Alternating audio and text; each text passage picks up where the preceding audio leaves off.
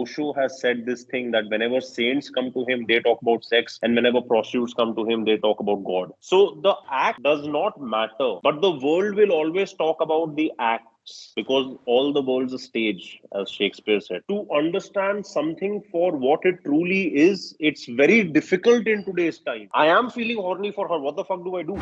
Like how almost every girl almost always uses her being a female to make the guys, dance around her with the promise that maybe they'll get something, but they never do, and the guys keep Yeah. dancing forever. The Yeah. nice guys. So basically, just because the civilization which is alive today, in one way, is the most selfish set of genes which continue to exist because they only thought about themselves. There's a lot of practices within human civilization in terms of behavior which are so deeply encoded that they prioritize only self benefit. All right. Now, everything I'm talking about, we have to realize that whether we talk about this, we or you talk about it with someone else, or society में someone is talking about it, you have to realize that, first of all, we can't have judgment on moral grounds. Because today, if you remember, Osho has said this thing that whenever saints come to him, they talk about sex, and whenever prostitutes come to him, they talk about God. All right. And that is true. In today's civilization, you're talking about you were hiding something from your girl. But the truth is, I'll tell you that your parents will be hiding things from each other. My parents are hiding things from each other. This doesn't mean that it's sex or affairs. But the simplest things, let's say, my dad, let's say, gets pissed off when either of his sons are, not being the way he has always grown up around in terms of males, men, family, etc. And then we are a little different. So let's say what my mom tries to do is cover for us so that neither does the dad get pissed off nor do the sons get scolded. Do you get it? Same. Yeah, but she's lying. Yeah. All right, but the sake for which she's lying is very different compared to the sake for which, let's say, a girl who is making guys dance around her is lying. The intention, the niyat, the sake changes. All right. Now, instead of looking at our actions in life to gauge ourselves, that are we progressing or not, if you want to gauge yourself, we have to stop gauging ourselves in the first place. But if you want to gauge yourself, the better place to look at is the invisible, which is, okay, today, if I'm being very nice to this girl, am I being so because I want that power trip, which as soon as I've started discovering success with women sexually that I'm getting, or now, let's say, even if I'm still wanting to be sexual with her, but it is only with the aspect of giving. I want to please this woman. I want to make her feel alive. I want to make her, give her a memory that, she cherishes. Yeah. All right. So the act does not matter, but the world will always talk about the acts because all the world's a stage, as Shakespeare said. All right. So everybody loves to dismiss acts of other people. But the truth is, as soon as we are trying to cast shadows or light on other people's external actions, behaviors, etc., it is just that we are trying to make sure that spotlight doesn't turn inside and start showing us our own shit. So we start talking about other people and, all of that shit. All right. So when it comes to society in terms of sex, just like language, just like money, it's a very heavily weaponized resource. Okay. Why is it weaponized? Is because it's not 20. Fuck, why is it weaponized? It is weaponized. Let's just stick to that for now. Otherwise, the conversation will go somewhere else. But basically, it is weaponized. Now, the way it is weaponized, it has fucked us up. Because to understand something for what it truly is, it's very difficult in today's times. Let's take the food catering business. You are feeding people,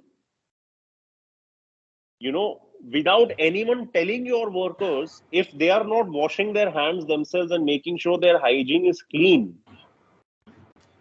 How do you put love into that food, you are literally giving nutrition for some other living being.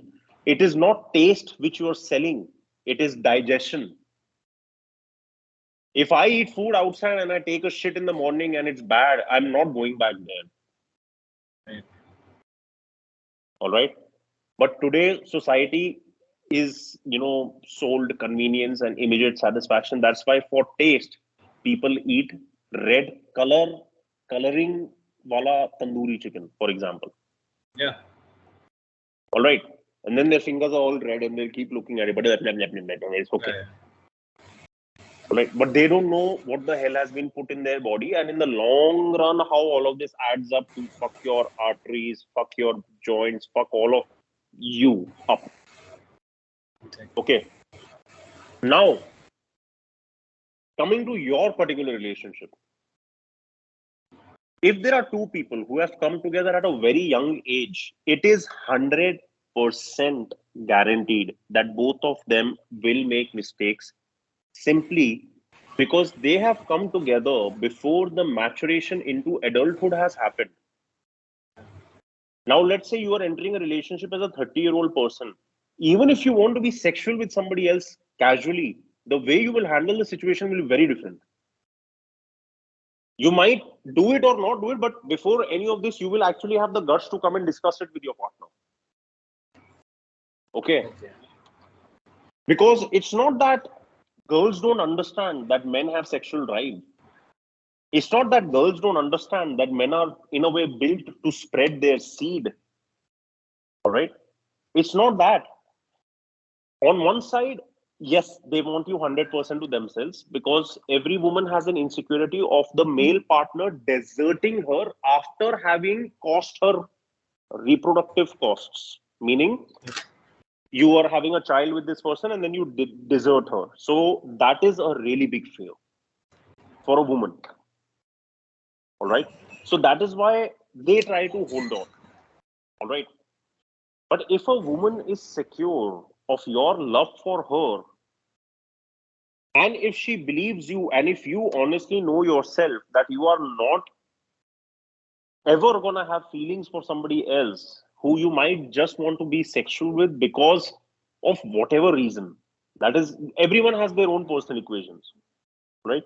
But communicating that at a graceful level, whether it materializes in a result that goes your direction or her direction or a mutual direction, none of that shit matters, because already in the act of communicating with grace and complete open vulnerability, that, see, I am feeling horny for her, what the fuck do I do?